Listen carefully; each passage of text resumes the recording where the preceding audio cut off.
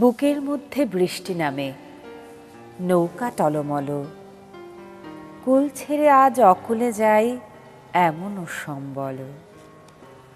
নেই নিকটে, হয়তো ছিল বৃষ্টি আসার আগে। চলৎশক্তিহীন হয়েছি, তাই কি মনে জাগে পোড়াবাড়ির স্মৃতি? আমার স্বপ্নে মেশাও দিন। চলৎশক্তিহীন হয়েছি, চলৎশক্তিহীন। বৃষ্টি নামল যখন আমি উঠোন পানে একা, দৌড়ে গিয়ে ভেবেছিলাম তোমার পাবো দেখা।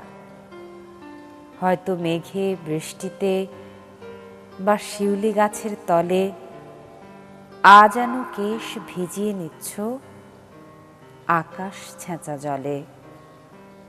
কিন্তু তুমি নেই বাহিরে, অন্তরে মেঘ করে। ভারী ব্যাপক বৃষ্টি আমার বুকের মধ্যে ঝরে। কবিতার শিরোনাম যখন বৃষ্টি নামল, লিখেছেন বিখ্যাত কবি শক্তি চট্টোপাধ্যায়। তার অসংখ্য জনপ্রিয় বিখ্যাত কবিতা রয়েছে। তার একটি লাইন এই মুহূর্তে ভীষণভাবে মনে পড়ছে। এই বিশ্ব ব্রহ্মাণ্ডের সমস্তটাই পরিপূর্ণ সত্য। মিথ্যার আশ্বাস যদি কোথাও থেকে থাকে, তা শুধুই মনুষ্যের মনে, আর কোথাও নাই। শুভ সকাল জানাই সবাইকে, আমন্ত্রণ জানাই কেওয়াস্টিল সকাল 24-এ। আজ রবিবার, 31 ভাদ্র 1431 বঙ্গাব্দ, 15 সেপ্টেম্বর 2024 খ্রিস্টাব্দ। আজ কেওয়াস্টিল সকাল 24 সঞ্চালনা করছি তাসনুফা মোহনা। স্থল নিম্নচাপের প্রভাবে ঢাকা সহ দেশের বিভিন্ন স্থানে বৃষ্টি হয়েছে। আবহাওয়া অফিস বলছে আজও এটি অব্যাহত থাকতে পারে। কক্সবাজারে ভারী বৃষ্টিতে তলিয়ে গেছে 9 উপজেলার নিম্নাঞ্চল। বন্যা পূর্বাভাস এবং সতর্কীকরণ কেন্দ্র জানায়, চট্টগ্রাম বিভাগের নদ নদীর পানি বেড়ে প্লাবিত হতে পারে নিচু এলাকাগুলো। ভারী বর্ষণে কাপ্তাই হ্রদের পানি বিপদ সীমায় পৌঁছালে ফের খুলে দেওয়া হয় বাঁধের 16টি গেট। এদিকে বৈরী আবহাওয়ায় বরিশাল নদীবন্দর থেকে অভ্যন্তরীণ রুটে লঞ্চ চলাচল বন্ধ রেখেছে বিআইডব্লিউটিএ। বন্ধ রয়েছে চাঁদপুর, নারায়ণগঞ্জ, মুন্সিগঞ্জ রুটে ছোট নৌযান চলাচলও।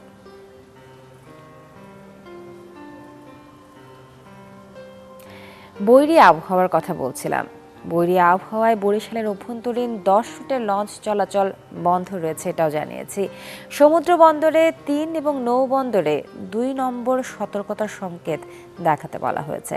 বরিশালের বর্তমান পরিস্থিতি জানাবো এবারে। আমাদের সাথে যুক্ত হচ্ছেন সহকর্মী কাউসার হোসেন রানা।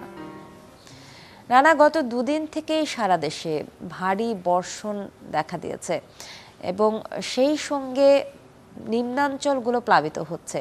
বরিশালের কি পরিস্থিতি?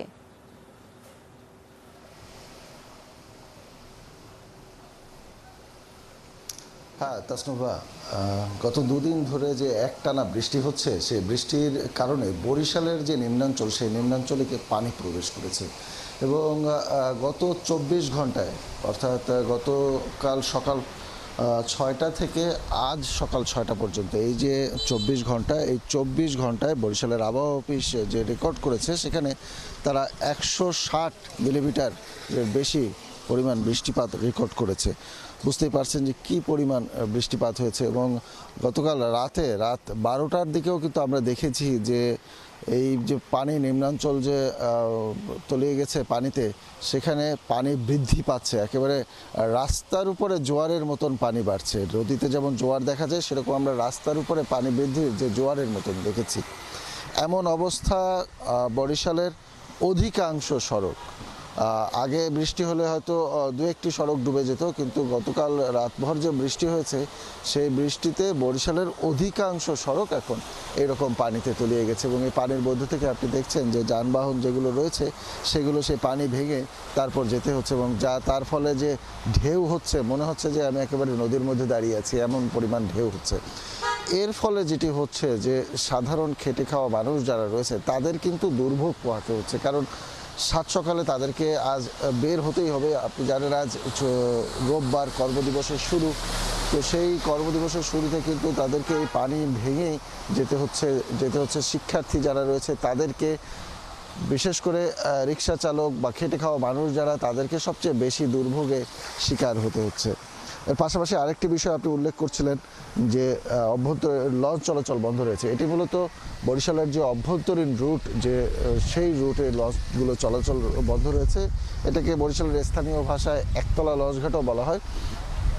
যদিও সেই 65 ফুট দৈর্ঘ্যের ছোট লঞ্চ এখন আর এদিকে নেই, তারপরও যে অভ্যন্তরীণ যে রুটগুলো রয়েছে এগুলো মূলত দক্ষিণাঞ্চলগামী, যেগুলো মেহেন্দিগঞ্জ, ভোলা, এই সব রুটে বড় বড় নদী রয়েছে এবং সাগরের কাছাকাছি এই সব রুটের লঞ্চগুলো চলাচল বন্ধ রাখা হয়েছে এবং বিআইডব্লিউটি আমাদেরকে জানিয়েছে যে পরবর্তী নির্দেশ না দেওয়া পর্যন্ত এই লঞ্চগুলো চলাচল বন্ধ থাকবে। তো এই ছিল বরিশালের পরিস্থিতি। তাসনুভা, রানা, অনেক ধন্যবাদ আমাদেরকে আপডেট জানানোর জন্য। বরিশাল থেকে কাউসার হোসেন রানা ছিলেন আমাদের সঙ্গে এবং আপনারা জানছিলেন বরিশালের কি পরিস্থিতি এই মুহূর্তে।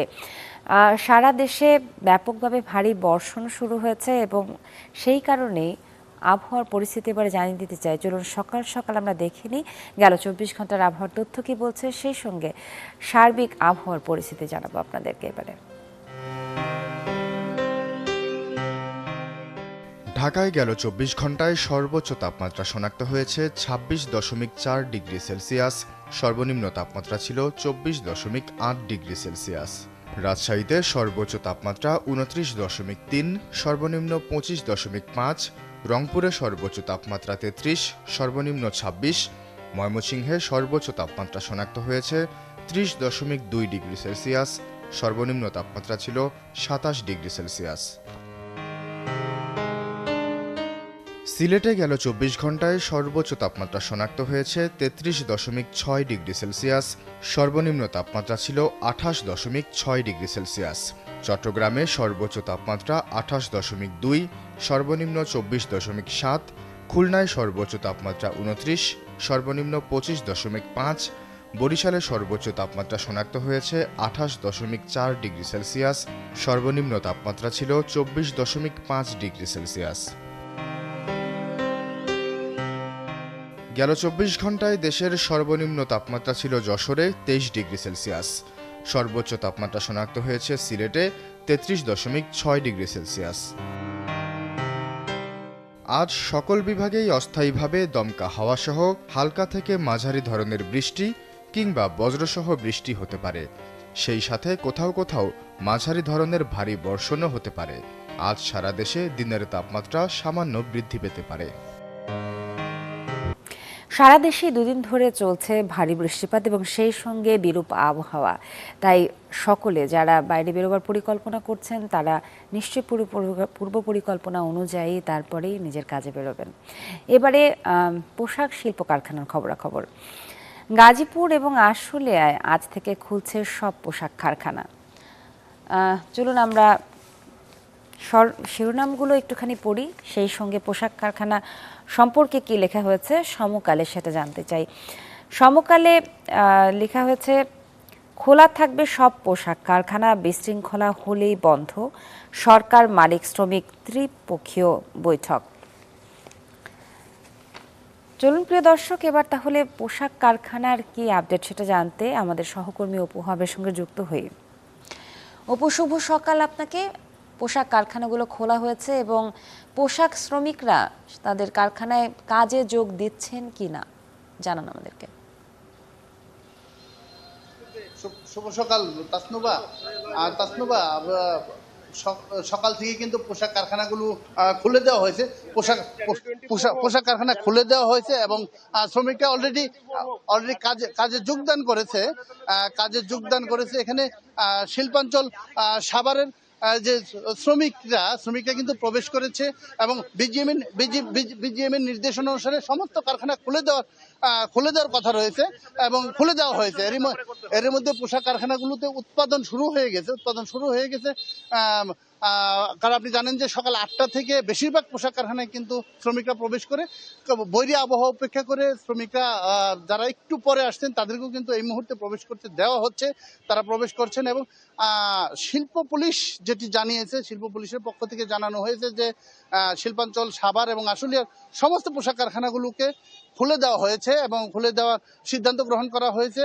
এবং 13-র 1 ধারা, আপনি জানেন যে 36টি পোশাক কারখানা 13-র 1 ধারায় কিন্তু বন্ধ ঘোষণা করা হয়েছিল, সেই বন্ধ কারখানাগুলোকেও খুলে দেওয়ার আজকে সিদ্ধান্ত রয়েছে। এবং মোট যে 49টি পোশাক কারখানা গতকালকে বন্ধ ছিল, সমস্ত কারখানাগুলো আজকে খুলে দেওয়া হবে এবং খুলে দেওয়া হয়েছে। এরই মধ্যে কারখানার শ্রমিকরা প্রবেশ করেছে, আইনশৃঙ্খলা বাহিনীর নিরাপত্তা জোরদার করা হয়েছে গোটা এলাকা জুড়ে। শুধু পোশাক কারখানাগুলো নয়, সাভার এবং আশুলিয়ার যে সমস্ত শিল্প এলাকাগুলো রয়েছে, এলাকাগুলোতেও যেন কোনো প্রকার বিশৃঙ্খলা সৃষ্টি করতে না পারে সেজন্য কিন্তু আইনশৃঙ্খলা বাহিনীর তৎপরতা রয়েছে এবং নিরাপত্তা বাহিনী জোরদার করা হয়েছে।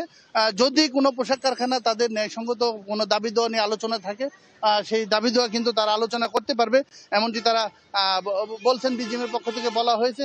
তো এখন পর্যন্ত আমরা যেটুকুন জানতে পেরেছি, সকাল থেকে আমরা যেটুকুন জানতে পেরেছি সেটা হচ্ছে যে শিল্পাঞ্চল সাভারের বেশিরভাগ কারখানা বা এখন পর্যন্ত যেটি আমরা জানছি যে সবগুলো পোশাক কারখানাকে খুলে দেওয়া হয়েছে।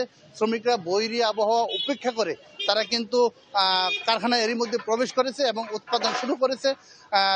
সকাল থেকে যে উৎপাদনটি শুরু হয়েছে, এই উৎপাদনটির কারণে আপনি জানেন যে দেশের অর্থনীতির বিরাট একটা অংশ কিন্তু এখানকার যে শিল্প প্রতিষ্ঠান এই পোশাক খাত থেকে আসে। তো সবাই মিলে চেষ্টা করছে যেন এই খাতটাকে যে কোনো মূল্যে একটি ভালো অবস্থানে নিয়ে যাওয়া যায় এবং সচল রাখা যায়, সেজন্য কিন্তু সবাই শ্রমিকদের সাথে আমার কথা হয়। অনেক অনেক ধন্যবাদ অপু আপনাকে। আমরাও চাই এই খাতে জলদি শৃঙ্খলা ফিরে আসুক। অপু আহাব ছিলেন আমাদের সঙ্গে, যোগ দিয়েছিলেন এবং জানাচ্ছিলেন পোশাক এবং শিল্প কারখানাগুলোর আপডেট। প্রিয় দর্শক, কেওয়া স্টিল সকাল 24 থেকে তাসনভা মোহনা নিচ্ছে ছোট্ট একটি বিরতি, সাথেই থাকুন। যাহার প্রাসাদ তুল্য অট্টালিকা নদী গর্ভে ভাঙিয়া পড়িতেছে, সে আর খান কত কীট বাঁচাইবার জন্য নদীর সহিত কলহ করিতে চাহে না। শরৎচন্দ্র চট্টোপাধ্যায়। আজ এই বিখ্যাত সাহিত্যিকের জন্মদিনে তাকে জানাই বিনম্র শ্রদ্ধা। আমন্ত্রণ সবাইকে কেওয়া স্টিল সকাল 24-এ, সাথে আছি তাসনভা মোহনা। চলুন এবারে সংবাদ শিরোনামগুলো আরেকটুখানি বিস্তারিত, আরেকটুখানি খোলাসা করে আপনাদের সামনে তুলে ধরা যাক। সমকাল পড়ছিলাম, পোশাক কারখানা এবং শ্রমিকদের আপডেটটা জানাচ্ছিলাম, তারই পাশে একটি সংবাদ শিরোনাম, প্রধান সংবাদ শিরোনাম যেটি করেছে সমকাল, অর্থনীতিতে সহযোগিতা, ভূ রাজনীতিতে সমর্থন। মার্কিন প্রতিনিধি দল ঢাকায়, নেতৃত্বে অর্থ দপ্তরের সহকারী আন্ডার সেক্রেটারি।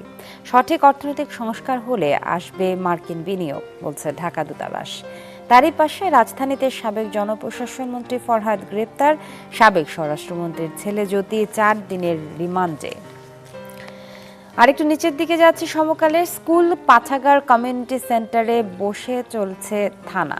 সারা দেশে পুলিশের 224 স্থাপনায় আগুন, 236টি ভাঙচুর।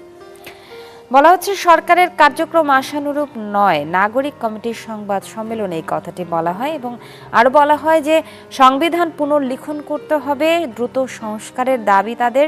সরকারের তৎপরতা মন্থর এবং ধীর গতির বলে তারা দাবি করছেন। চলে যাচ্ছি পরের পত্রিকা, পড়ছি প্রথম আলো। বঙ্গবন্ধু স্যাটেলাইট, যেখানে বলা হচ্ছে আয়ের চেয়েও ব্যয় বেশি। বঙ্গবন্ধু স্যাটেলাইটে বছরে 66 কোটি টাকা লোকসান।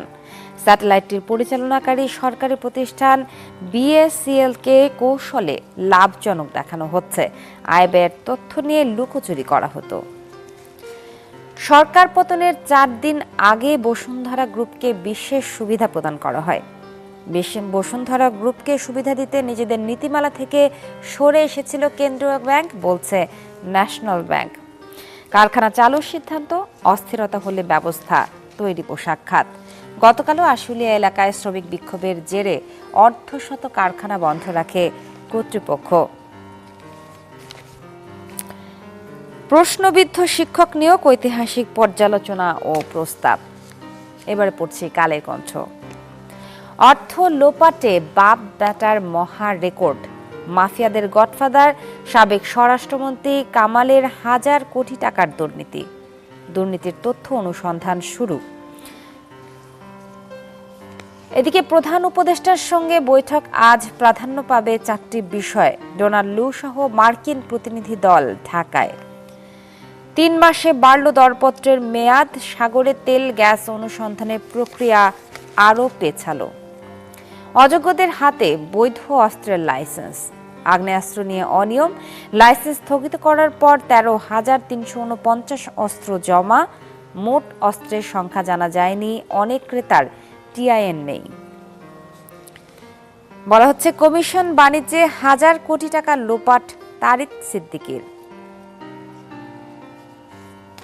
পড়ছি দৈনিক ইত্তেফাক। নির্বাচন করবেন না বাফুফে সভাপতি সালাউদ্দিন।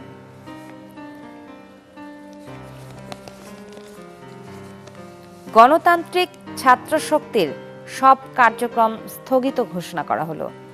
নির্বাচনী অপরাধে জড়িতদের বিচার হওয়া উচিত। ডক্টর বদিউল আওয়ামী লীগ ছাড়াও জাতীয় নির্বাচন গ্রহণযোগ্য হবে এবং সম্পাদক পরিষদের বিবৃতি ঢালাও হত্যা মামলা সরকারের স্বাধীন সাংবাদিকতার প্রতিশ্রুতি লঙ্ঘন করেছে। সবশেষে বণিক বার্তা। কালো টাকা সাদা করার সুযোগ এখনো বহাল। এলাকা ভেদে স্থাপনা, বাড়ি, ফ্ল্যাট, অ্যাপার্টমেন্ট, ফ্লোর স্পেস ও ভূমিতে প্রতি বর্গমিটারের বিপরীতে নির্দিষ্ট পরিমাণ অর্থ পরিশোধ করে অপ্রদর্শিত অর্থ প্রদর্শিত হিসেবে দেখানোর সুযোগ এখনো রয়ে গেছে। বাংলাদেশ ব্যাংকে অনেক কিছুরই অদৃশ্য নীতি নির্ধারক ছিলেন সজীব ওয়াজেদ জয়। কেনাকাটা, নতুন ব্যাংকের লাইসেন্স প্রদান, বিতর্কিত শিল্প গ্রুপগুলোর খেলাপি ঋণ পুনঃতফসিল, বাণিজ্যিক ব্যাংকের বড় অঙ্কের ঋণ অনুমোদনের মতো কেন্দ্রীয় ব্যাংকের অনেক নীতি নির্ধারণী সিদ্ধান্তে হস্তক্ষেপ করতেন ক্ষমতাচ্যুত প্রধানমন্ত্রী শেখ হাসিনার পুত্র সজীব ওয়াজেদ জয়। এবং মতবিনিময় সভায় শিল্প উপদেষ্টা সব পোশাক কারখানা আজ খোলা থাকবে। এই ছিল আজকের প্রধান প্রধান সংবাদপত্রগুলোর সংবাদ শিরোনাম। চলে যাচ্ছে পরবর্তী আয়োজনে। এবারে ডেঙ্গু বিষয়ে আপনাদেরকে আপডেট জানাবো। বিভিন্ন জেলায় বেড়েছে ডেঙ্গুর প্রকোপ, হাসপাতালগুলোতে বাড়ছে ডেঙ্গু রোগী। এই নিয়ে আরও খবর জানবো। ব্রাহ্মণবাড়িয়া থেকে সরাসরি যুক্ত করছে সহকর্মী প্রকাশ দাসকে। প্রকাশ, শুভ সকাল জানাই আপনাকে। বর্তমানে সার্বিকভাবে সামাজিক, রাষ্ট্রীয় এবং যে সাধারণ জনগণের যে পরিস্থিতি, নিম্নচাপের কথা আমরা শুনতে পাচ্ছি, বিভিন্ন জেলায় বন্যার আশঙ্কা শুরু হয়েছে আবারও, এরই মধ্যে ডেঙ্গুর প্রকোপ বেড়েছে আবার। ব্রাহ্মণবাড়িয়াতে হাসপাতালগুলোতে ডেঙ্গুর পরিস্থিতি কি, কতটা ভয়াবহ? জি, আপনাকে জানিয়ে রাখি, ব্রাহ্মণবাড়িয়ার যে ডেঙ্গু পরিস্থিতি এটা কিন্তু অনেকটা নিয়ন্ত্রণে রয়েছে। বিশেষ করে ডেঙ্গু মৌসুম শুরু হওয়ার পর থেকে এখন পর্যন্ত যে জেলার সার্বিক ডেঙ্গুর পরিস্থিতির চিত্র, সেটা কিন্তু যে ডেঙ্গুর প্রাদুর্ভাব সেটা প্রকট আকার ধারণ করেনি। জেলা স্বাস্থ্য বিভাগের সাথে আমার কথা হয়েছে, তিনি জানিয়েছেন যে ব্রাহ্মণবাড়িয়াতে অন্যান্য বছর যে পরিমাণ ডেঙ্গুর প্রাদুর্ভাব থাকে বা ভয়াবহতা থাকে, এই বছর কিন্তু তার তুলনায় অনেকটা কম। বিশেষ করে গত 2 সপ্তাহে কিন্তু ব্রাহ্মণবাড়িয়ায় 65 জনের মতো ডেঙ্গুতে আক্রান্ত হয়েছেন, যাদেরকে কিন্তু যে জেলার 8টি উপজেলা স্বাস্থ্য কমপ্লেক্স এবং 250 শয্যা বিশিষ্ট যে সদর হাসপাতাল রয়েছে সেখানে ভর্তি রেখে কিন্তু চিকিৎসা দেওয়া হয়েছে। তার মধ্যে কিন্তু প্রায় 50 জনের মতোই কিন্তু এখনো পর্যন্ত সুস্থ হয়ে ইতিমধ্যে বাড়ি ফিরে গেছেন এবং অবশিষ্ট যারা রয়েছেন তাদেরকে কিন্তু হাসপাতালে রেখে কিন্তু চিকিৎসা দেওয়া হচ্ছে। তো জেলার সিভিল সার্জন জানিয়েছেন যে যারা প্রতিদিন জ্বর, সর্দি, কাশি সহ বিভিন্ন রকম উপসর্গ নিয়ে হাসপাতালে আসছেন, তাদেরকে কিন্তু প্রথমে ডেঙ্গু পরীক্ষা করা হচ্ছে এবং যাদেরই ডেঙ্গু পজিটিভ আসছে তাদেরকে কিন্তু হাসপাতালে ভর্তি রেখে তাদের যাবতীয় চিকিৎসা কিন্তু করা হচ্ছে। তিনি আরো জানিয়েছেন যে হাসপাতালে কিন্তু পর্যাপ্ত পরিমাণ যে কিট সহ যে স্যালাইন, পাশাপাশি যে ঔষধ, সেগুলো কিন্তু পর্যাপ্ত সরবরাহ রয়েছে এবং তারা কিন্তু সার্বিক প্রস্তুতি নিয়ে রেখেছেন ডেঙ্গু পরিস্থিতি মোকাবেলা করার জন্য। এছাড়া ব্রাহ্মণবাড়িয়া পৌরসভার পক্ষ থেকে জানানো হয়েছে যে তারা ডেঙ্গু পরিস্থিতিকে মাথায় রেখে বিভিন্ন এলাকায় কিন্তু যে এডিস মশানি ধরেন ওষুধ সেটাও কিন্তু তারা যে ছিটানোর কার্যক্রম সেটাও পরিচালনা করে যাচ্ছেন।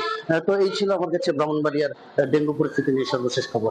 প্রকাশ, অসংখ্য ধন্যবাদ আমাদেরকে আপডেট জানানোর জন্য। প্রতিকারের থেকে প্রতিষেধক জরুরি, আমরা কে না জানি, এবং সবাই জানি যে ডেঙ্গু পরিস্থিতি বা ডেঙ্গুর প্রকোপ যখনই বাড়ে তখন আসলে ব্যক্তিগতভাবে কি কি উদ্যোগ নিতে হয়? বাড়ির গাছে, ছাদের যে গাছগুলো রয়েছে, টবের যে গাছগুলো রয়েছে, সেখানে যেন পানি জমে না থাকে বা বাসার অন্যান্য বিভিন্ন জায়গায় যেন পানি জমে না থাকে, সেই বিষয়গুলোকে খেয়াল করা, বাচ্চাদের বিষয়ে বাড়তি সতর্কতা অবলম্বন করা এবং এডিস মশা যাতে বাড়তে না পারে সেই দিক থেকে নাগরিক হিসেবে দায়িত্ব পালন করা। প্রিয় দর্শক, রাজধানী সহ আরও অন্যান্য বিভিন্ন অঞ্চলগুলো এবং জেলাতে প্রকোপ বাড়ছে ডেঙ্গুর, তাই ব্যক্তিগতভাবে সতর্কতা অত্যন্ত জরুরি। চলে যাচ্ছি এবারে পরবর্তী আয়োজনে। এবারে জন্মদিনের শুভেচ্ছা জানাবো আপনাদের। যাদের আজকের দিনে জন্মদিন তাদেরকে জন্মদিনের অনেক অনেক শুভেচ্ছা, অভিনন্দন চ্যানেল 24-এর পক্ষ থেকে। এবারে জানবো পৃথিবীর বিখ্যাত স্মরণীয় বরণীয় ব্যক্তিদের কাদের কাদের জন্মদিন। 1256 সালের এই দিনে জন্মগ্রহণ করেন পৃথিবীর ইতিহাসের অন্যতম সাহসী পর্যটক, অভিযাত্রী ও বণিক মার্কো পোলো। পশ্চিমাদের মধ্যে সর্বপ্রথম সিল্ক রোড পাড়ি দিয়ে চীনে এসে পৌঁছানো লোকদের মধ্যে তিনি ছিলেন অন্যতম। এছাড়া তিনি সর্বপ্রথম ইউরোপীয় হিসেবে মঙ্গোলদের সাম্রাজ্যে পদার্পণ করেন। 1876 সালের এই দিনে জন্মগ্রহণ করেন বাঙালি লেখক, ঔপন্যাসিক ও গল্পকার শরৎচন্দ্র চট্টোপাধ্যায়। তিনি দক্ষিণ এশিয়া এবং বাংলা ভাষার অন্যতম জনপ্রিয় কথাসাহিত্যিক। বড়দিদি, পরিণীতা, পল্লী সমাজ, দেবদাস, চরিত্রহীন শ্রীকান্ত, গৃহদাহ ইত্যাদি শরৎচন্দ্র রচিত বিখ্যাত উপন্যাস। বাংলা সাহিত্যের ইতিহাসে অপ্রতিদ্বন্দ্বী জনপ্রিয়তার জন্য তিনি অপরাজেয় কথাশিল্পী নামে খ্যাত। শরৎচন্দ্রের অনেকগুলি উপন্যাস চলচ্চিত্রে রূপায়িত হয়েছে। 1890 সালের এই দিনে জন্মগ্রহণ করেন রহস্য উপন্যাসের রানী খ্যাত ইংরেজ লেখিকা আগাথা ক্রিস্টি। তিনি 66টি গোয়েন্দা উপন্যাস ও 14টি ছোট গল্প সংকলন সহ মোট 80টি বই লেখেন। তার অমর সৃষ্টি গোয়েন্দা এরকুল পেয়ারো বিশ্বব্যাপী অসংখ্য গোয়েন্দা চরিত্রকে প্রভাবিত করেছে। গিনেস ওয়ার্ল্ড রেকর্ডসের তথ্যানুসারে আগাথা ক্রিস্টি বিশ্বের সর্বকালের সর্বাধিক বিক্রিত বইয়ের লেখক। আগাথা ক্রিস্টির বই মোট 56টি ভাষায় অনুদিত হয়েছে। আগাথা ক্রিস্টি, মার্কো পোলোর মতো বিখ্যাতদের জন্মদিনের শুভেচ্ছা জানালাম। সেই সঙ্গে আপনাদের সবাইকে অনেক অনেক ধন্যবাদ জানাতে চাই যারা এতক্ষণ আমাদের সাথে ছিলেন, দেখছিলেন ডেঙ্গুর খবরাখবর জানাচ্ছিলাম, পোশাক শ্রমিক এবং পোশাক কারখানার খবরাখবর জানাচ্ছিলাম। সেই সঙ্গে বাংলাদেশের বিভিন্ন নিম্নাঞ্চলে বন্যার পরিস্থিতি কেমন সেই সম্পর্কেও আপডেট দিচ্ছিলাম। এরকম নতুন নতুন আয়োজন নিয়ে সবসময় কেওয়া স্টিল সকাল 24 আপনাদের সঙ্গে। আজকের মতো এই পর্যন্তই, বিদায় নিচ্ছি। শুভ সকাল আরও একবার।